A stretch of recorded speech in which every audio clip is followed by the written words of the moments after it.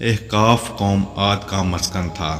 عربی میں ریت کے لمبے اور اونچے ٹھیلوں کو حقف کہا جاتا ہے۔ احقاف حقف کی جمع ہے اور یوں اس کا مطلب ہوتا ہے ریت کے اونچے اور لمبے ٹھیلوں کی زمین۔ یہ علاقہ یمن اور ایمان کے درمیان بکھرا ہوا تھا۔ قوم عاد یہاں 8,500 سال قبل آباد تھی۔ اللہ تعالیٰ نے انہیں سرسبز کھیتیاں بھی دے رکھی تھیں، جانور بھی، پانی بھی اور وافر خوراک بھی۔ نعمتوں کی اس فراوانی نے انہیں بھٹکا دیا، وہ اللہ کے باغی ہو گئے۔ ہدایت کے لیے حضرت ہود علیہ السلام کو بھجوایا گیا، وہ انہیں تبلیغ کرنے لگے، لیکن عاد ان کا مذاق اڑانے لگے۔ وہ شرک سے پیچھے ہٹنے کے لیے راضی نہ ہوئے۔ شداد اس قوم کا بادشاہ تھا۔ یہ 2 بھائی تھے، شدید اور شداد۔ شدید پہلے بادشاہ بنا، وہ فوت ہوا تو شداد نے اقتدار سنبھال لیا۔ وہ ایک وسیع سلطنت کا حکمران تھا۔ حکومت یمن سے عراق اور بعض روایات کے مطابق ایران تک پھیلی ہوئی تھی۔ حضرت ہود علیہ السلام نے اسے بھی سمجھانے کی کوشش کی، لیکن اس کا دل بھی بند تھا۔ دونوں کے درمیان مکالمہ ہوا۔ شداد نے حضرت ہود علیہ السلام سے پوچھا، میں اگر ایمان لے آؤں تو مجھے کیا فائدہ ہوگا؟ حضرت ہود علیہ السلام نے فرمایا، تم پر جنت حلال ہو جائے گی۔ شداد نے پوچھا، جنت کیا ہے؟ حضرت ہود علیہ السلام نے اسے جنت کا نقشہ بتایا۔ شداد نے دعویٰ کر دیا، یہ کیا بڑی بات ہے، میں بھی ایسی جنت بنا سکتا ہوں۔ حضرت ہود علیہ السلام نے اسے اس کفر اور اس شرک سے روکنے کی کوشش کی، لیکن وہ باز نہ آیا۔ اس نے سلطنت کے تمام بڑے امار اکٹھے کیے اور احقاف میں آرام کے مقام پر 20 کوس لمبی اور چوڑی جنت بنوانی شروع کر دی۔ جنت میں سونے اور چاندی کی اینٹیں بھی لگوائی گئیں اور جواہرات بھی لٹکائے گئے۔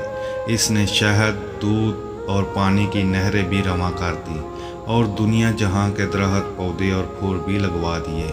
قوم عاد بلند ستونوں پر محلات بنانے کی ماہر تھی۔ شداد کی ارم جنت میں یہ فن عروج پر تھا۔ ریت کے ٹھیلوں کے درمیان بلند ستون تھے اور ان ستونوں پر سونے اور چاندی کی عمارتیں کھڑی تھیں۔ شداد نے فیصلہ کیا تھا وہ جنت کی تکمیل کے بعد اس میں قدم رکھے گا۔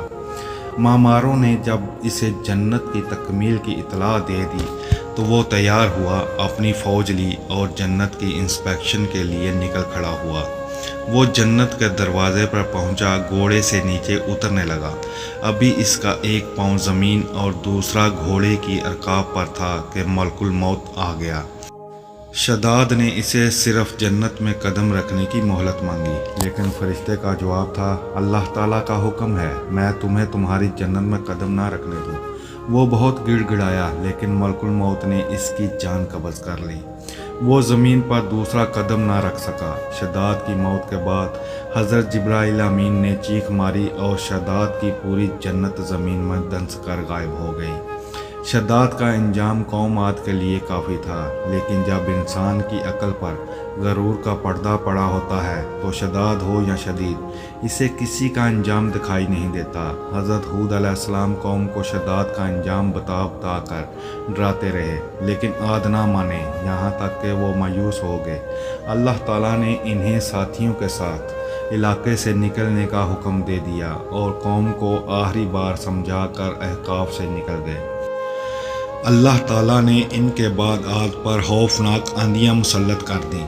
وہ آندیاں 7 راتیں 8 دن چلتی رہیں، یہاں تک کہ پوری قوم اپنے بلند ستونوں اور سونے اور چاندی کی عمارتوں سمیت زمین میں دفن ہو گئی۔ قوم عاد کا نشان تک نہ رہا، پوری وادی ریت کے صحرا میں گم ہو گئی۔ پانی کے ذخیرے بچے اور نہ ہی درخت، پودے، جانور اور کھیتیاں، صرف ریت کے لمبے اور اونچے ٹھیلے بچ گئے۔